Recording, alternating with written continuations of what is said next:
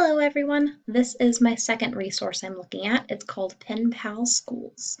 Basically, this is kind of a collaborative site in which you can work together with different students and teachers across the world to do basically project-based learning activities. It is open and available for students, teachers, parents, and administration to take part. So basically, to start off, you have kind of different things that you can look at for topics. So let's say we want to go look at this. Maybe I have students who are 12 and up, so I'll select that and it'll kind of create what articles fit that age group. I can choose a topic, so me being a language arts teacher, I would probably select that. It brings me down to three options. So let's say I'm working on my informational unit and I really want to cover what fake news is, facts, opinions, and that. So I can select this option. Um, you're kind of given the essential question that students work with. So how does fake news affect different communities around the world? They give you examples for different projects. There's three of them there. That third one is kind of a create your own project. So kids don't have to be quite so boxed in when it comes to this. There's lessons that will follow it up, talks about the standards and skills that are covered. You can take a preview of what it looks like. Kind of three different parts. You learn, you explore projects, and then you end up publishing yours. So instance, if we started this off, you can meet your fellow pen pals.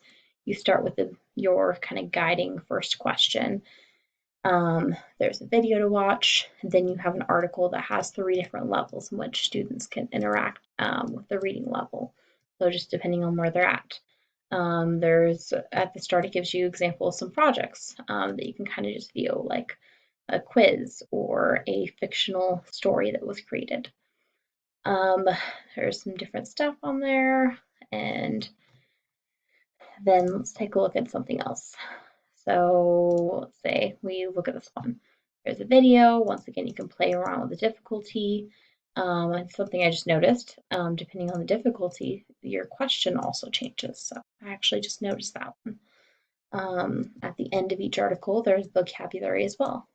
Different sources or different tools and whatnot are hyperlinked in for you to access. Vocabulary is highlighted so it's easier to spot.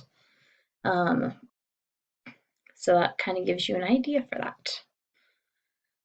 It's a really cool resource. I really love how collaborative it is with people around the world. So you don't have to just be boxed into your own classroom. It has the other piece, so it can really kind of pull in different perspectives, which is great for this. As I said, I kind of already mentioned the audience. It's already kind of listed. There's different parts.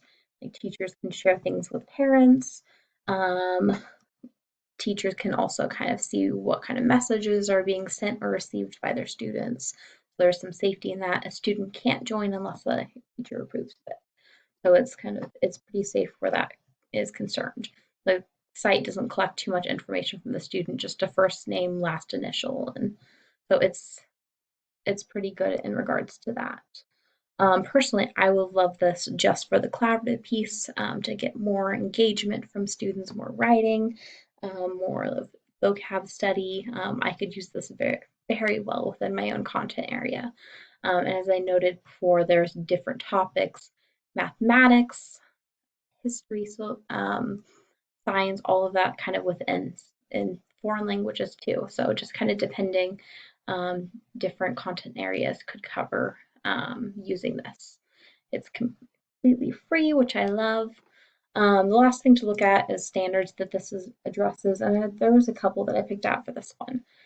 So leadership standards, I saw empowering leaders as ones that worked. Ones that popped out for me for this particular thing are 3C and 3D.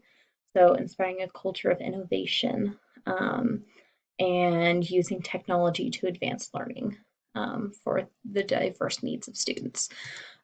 So once again, since it's such a collaborative piece, I thought 3C fits in pretty nicely.